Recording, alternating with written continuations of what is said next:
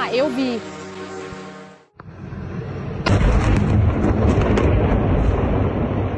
As bolinhas Good. Para onde foram? A guerra intensifica em todas as frentes. Drones atacam áreas profundas da Rússia, negociações secretas agitam Washington e Kiev e novas alianças se formam. Isso poderia mudar tudo. Das operações ucranianas que quebraram recordes aos misteriosos ataques no mar e até mesmo às discretas negociações que podem decidir o futuro de toda a região, nada é o que parece. O que realmente está acontecendo a portas fechadas e por que Moscou está se preparando para o pior? Vamos analisar o que está acontecendo agora. Olá, este é o Ukraine Today. Maria Fervonova aqui com as últimas atualizações. O inferno está devastando a Chechênia. Drones noturnos transformaram a sede local do FSB em uma tocha em chamas. Relatos da mídia dizem que o prédio do FSB pegou fogo como fósforo após um ataque preciso dessas aves de ferro. Moradores locais estão relatando em salas de bate-papo que o prédio do FSB no distrito de Atikoy Martin foi danificado em um ataque de drone na Chechênia durante a noite. Não houve nenhum comentário oficial sobre o assunto, mas o Ministério da Defesa informou a derrubada de 4 drones sobre a Chechênia. Um vídeo do ataque a Gudermas vazou na internet. Drones estão atingindo as forças armadas. De acordo com o canal, os alvos eram posições do regimento Kadir. O Ministério da Defesa está mais uma vez relatando 45 vantes abatidos, incluindo 4 sobre o território da República da Chechênia.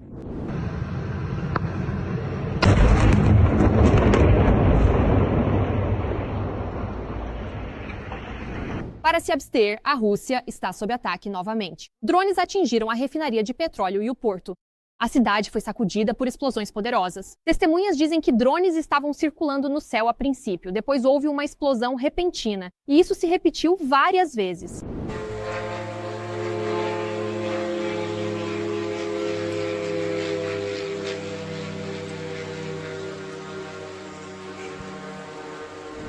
Também fazia um calor escaldante na região oral da Rússia. De acordo com as autoridades locais, instalações de combustível e energia no distrito de Livni pegaram fogo. O governador Andrei Klitschkov disse que o incêndio foi resultado de um ataque de Vant. O terceiro, nesta semana. Drones desconhecidos atacaram um petroleiro russo no Mar Negro que, segundo relatos, transportava petróleo e viajava da Rússia para a Geórgia. De acordo com a mídia pró-Rússia, a embarcação Midvolga 2 foi atingida a mais de 120 quilômetros da costa turca. A embarcação, cujos 13 tripulantes não ficaram feridos, não solicitou assistência. Atualmente, ela está se deslocando em direção ao destino usando seus próprios motores. Vale ressaltar que o petroleiro Midvolga 2 opera sob bandeira russa. Segundo fontes abertas, uma de suas rotas mais recentes incluiu uma parada em Don. Poucos dias antes, 2 petroleiros russos, Kairos e Virat, foram atacados ao largo da costa da Turquia enquanto navegavam vazios para carregamento em Novorossiysk. Drones do SBU ucraniano executaram o ataque. A Ucrânia está intensificando seus ataques ao petróleo russo. Nossos defensores encerraram novembro em velocidade relâmpago e estabeleceram um novo recorde. Segundo dados compilados pela Bloomberg, a partir de declarações públicas de ambos os países, o exército ucraniano usou drones para atacar refinarias russas pelo menos 14 vezes em novembro. Esse recorde histórico coincide com 4 ataques a instalações de carregamento de petróleo no Mar Negro no mês passado. Além disso, houve explosões em petroleiros que transportavam o petróleo de Moscou. Além disso, nossas forças caçaram um alvo importante, uma das 3 aves no terminal do consórcio do oleoduto do Cáspio, o maior ponto único de fornecimento de petróleo do Cazaquistão. Após o ataque de drone ucraniano, a ave foi seriamente danificada. As forças russas avançaram nas áreas de Kupiansk e Kostiantynivka. Isso é relatado pelo Instituto para o Estudo da Guerra. Ao mesmo tempo, as forças armadas da Ucrânia estão liberando assentamentos na região de Dnipropetrovsk das tropas ocupantes. Mais detalhes sobre o que está acontecendo na linha de frente em nosso briefing militar completo. Drones em Kaspisk, Daguestão. Ataques no Cáspio ali, a distância até Kaspisk é de mais de 1.000 quilômetros. São apenas ações rotineiras das forças de defesa ucranianas e, consequentemente, da comunidade de inteligência ucraniana. Há uma série de instalações militares do país ocupante em Kaspisk, assim como empresas do complexo de refino de petróleo, então esses podem ter sido os alvos do ataque. Neste vídeo, operadores de drones ucranianos na fronteira estão eliminando alvos legítimos.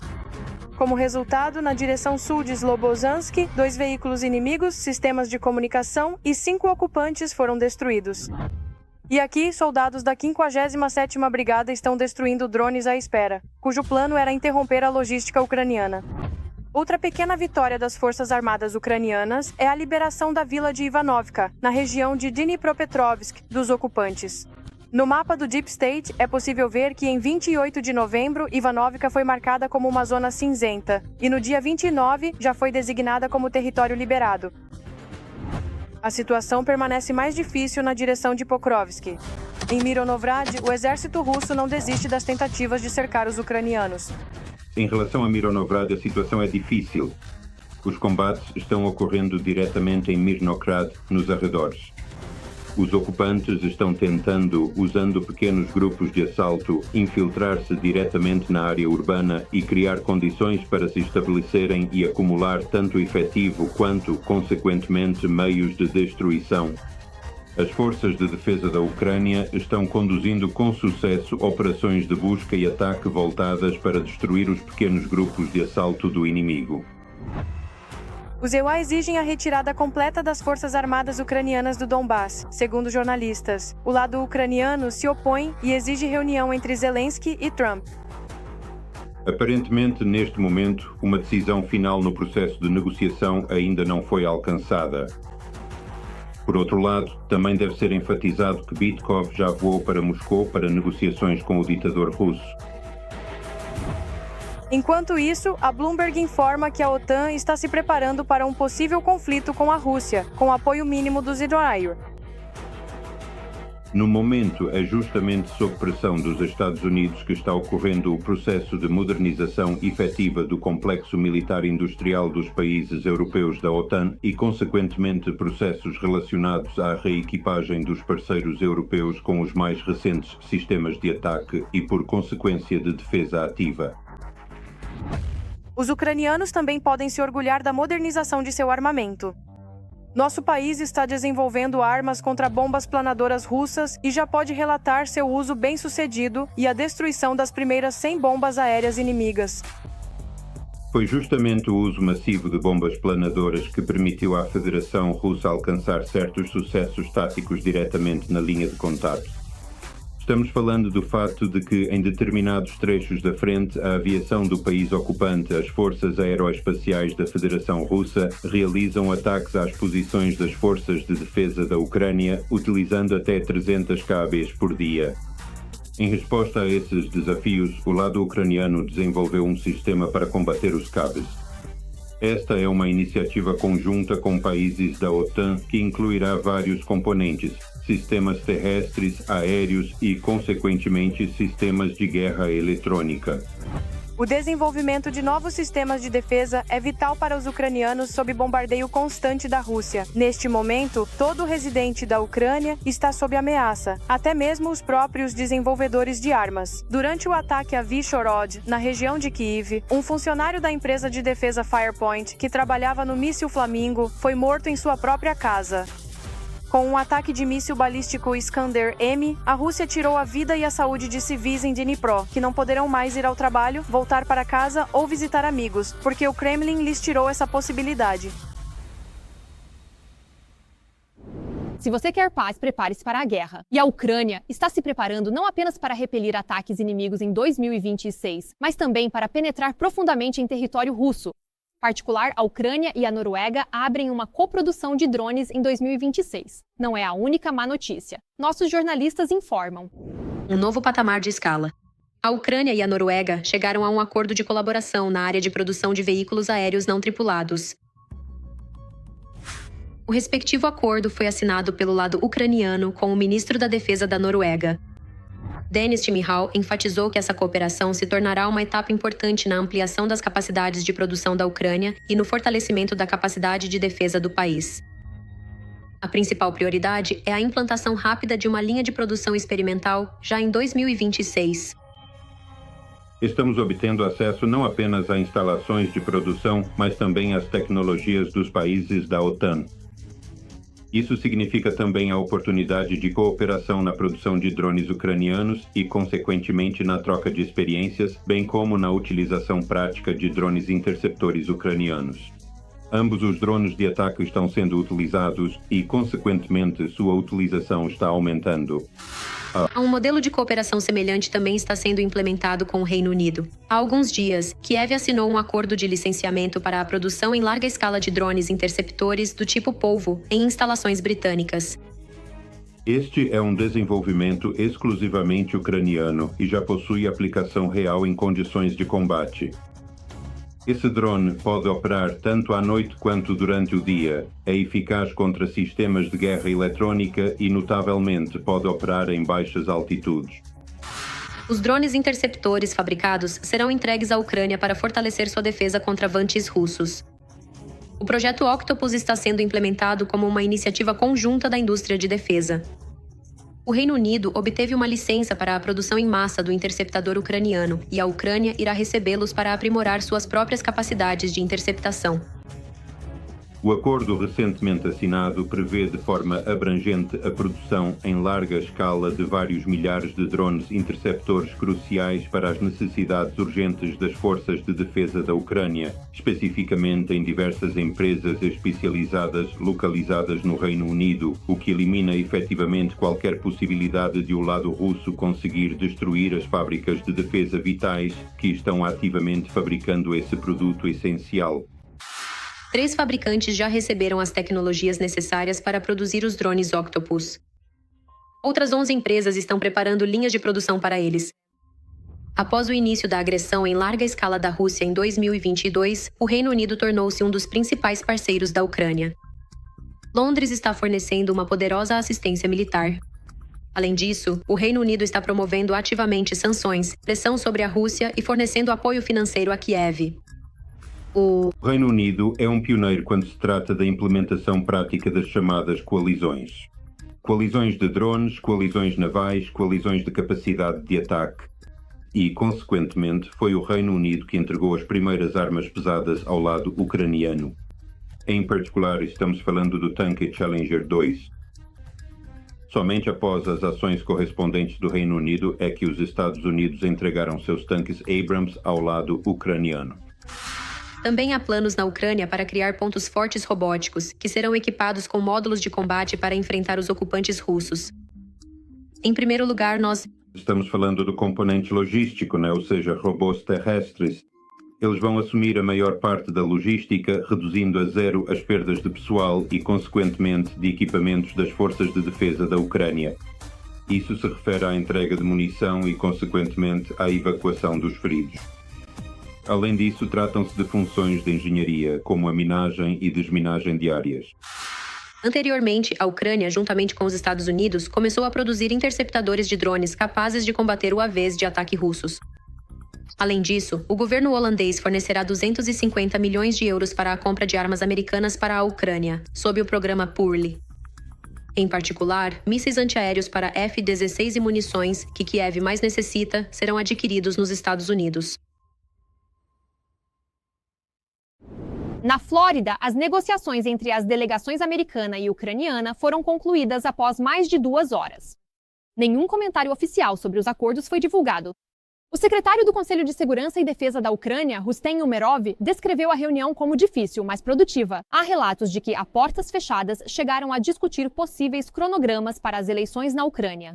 Amanhã, os pontos do plano debatidos na Flórida serão revistos em Moscou. Então, o que exatamente Witkoff está trazendo para Putin? Descubra a seguir. Um plano de paz final ainda não foi acordado, mas Trump continua afirmando que há boas chances de resolver a guerra. Um encontro entre ucranianos e americanos. Delegações estiveram presentes nos Estados Unidos. As negociações duraram cerca de 5 horas, e ao final, ambas as partes as descreveram como bem-sucedidas. Construtivo, ou seja, que contribui de forma positiva para o desenvolvimento e a melhoria contínua de algo, buscando soluções e progresso. Isso nunca deveria ter acontecido. Ao mesmo tempo, tal como antes, as duas principais questões continuam a ser as garantias de segurança para a Ucrânia pós-guerra e as concessões territoriais a que Kiev está a ser pressionada a fazer. Obviamente, nenhuma dessas questões foi resolvida. Sobre as questões controversas que estavam sendo negociadas, não houve progresso. posso lhe dizer isso. Sobre as questões da retirada das tropas ucranianas do Donbass e sobre o status dos territórios ucranianos ocupados e anexados, simplesmente não existe nem mesmo uma solução teórica. O que está sendo proposto atualmente pelos Estados Unidos é algo com o qual a Ucrânia não pode concordar. Não vejo nenhum compromisso aqui. Portanto, o lado americano acabará por apresentar à Rússia um plano de paz abrangente. Um texto que foi cuidadosamente elaborado e está cerca de 80% a 85% acordado. Por sua vez, o chefe da delegação americana, o secretário de Estado dos IOCIORA, Marco Rubio, declarou que ainda há muito trabalho pela frente, mas que algum progresso, no entanto, foi alcançado durante as negociações na Flórida no dia anterior. Ao mesmo tempo, analistas observam que, desta vez, os Estados Unidos começaram a ouvir mais os argumentos ucranianos e pararam de repetir que a guerra deve acabar a qualquer custo. Também se trata de garantir que a guerra termine de tal forma que a Ucrânia permaneça soberana e independente e tenha a oportunidade de prosperar de verdade. Em outras palavras, não se trata apenas de acabar com a guerra, trata-se de encerrar a guerra de tal forma que se crie um mecanismo e um caminho para o futuro que permita à Ucrânia permanecer independente e soberana, nunca mais experimentar a guerra e alcançar grande prosperidade para seu povo. Kiev também observa que houve um diálogo mais construtivo na comunicação entre os Ewato-Deato e as delegações ucranianas. O chefe da equipe de negociação ucraniana, Rustem Umarov, também classificou a reunião como bem-sucedida e substancial, e observou que ainda estão por vir mais consultas e trabalhos para chegar a um acordo sobre uma solução de estrutura comum. Somos gratos aos Estados Unidos e à sua equipe por nos ajudarem. Os Estados Unidos nos ouvem claramente. Os Estados Unidos nos apoiam de forma inequívoca. Os Estados Unidos permanecem firmemente ao nosso lado. E somos profundamente gratos por absolutamente tudo o que foi feito com dedicação até este dia tão importante. Ao mesmo tempo, a próxima etapa das negociações será uma visita a Moscou de Steve Witkoff, que deverá entregar os pontos acordados a Putin e ouvir sua resposta. Segundo especialistas, após as sanções contra a Lukoil e a Rosneft, o Kremlin ficará cauteloso em emitir uma recusa direta. Analistas consideram que o cenário mais provável é que Putin proponha negociações diretas com Trump, que nunca ocorreram em Budapeste. E aqui muito depende do fiador americano. Afinal, Washington já declarou anteriormente que tal encontro só é possível após Moscou aceitar o acordo de paz. Se Trump fizer concessões, se a reunião acontecer sem o acordo prévio da Rússia com algum tipo de plano de paz, então Putin apresentará um novo ultimato. Isso é um beco sem saída, como mostra a prática quando os americanos cedem a Putin. Quando começam a fazer concessões à Rússia, Putin passa a apresentar novas exigências adicionais. E o processo de negociação chega a um impasse. Por sua vez, outro enviado de Trump dos Iowa, o secretário do Exército Dan Driscoll, deve viajar para Kiev. Aparentemente, ele tentará persuadir Volodymyr Zelensky a fazer novas concessões em relação ao acordo. E nessa situação, também é extremamente importante para a Ucrânia demonstrar sua disposição para o diálogo. Isso é bastante provável que Trump continue sua tática de alternar a pressão sobre o governo oficial de Kiev e sobre o Kremlin. Por isso, o principal aqui é pegar a onda certa no momento certo e amplificá-la, justamente com a intenção de alcançar o resultado desejado. Portanto, é especialmente importante aqui demonstrar uma postura construtiva por parte da delegação ucraniana. E de fato, até agora não demos nenhum motivo para duvidar de tal afirmação. Ao mesmo tempo, para coordenar as posições da Ucrânia e da Europa, Zelensky voou para Paris no dia anterior para se encontrar com o presidente francês Emmanuel Macron. Portanto, esta semana mostrará claramente o quanto todas as partes estão dispostas a fazer concessões e se há algum motivo para esperar negociações bem-sucedidas em um futuro próximo. Por enquanto é só. Fique com a gente para ser o primeiro a saber o que está acontecendo agora. Não se esqueça de se inscrever e clicar no botão de curtir. Até breve!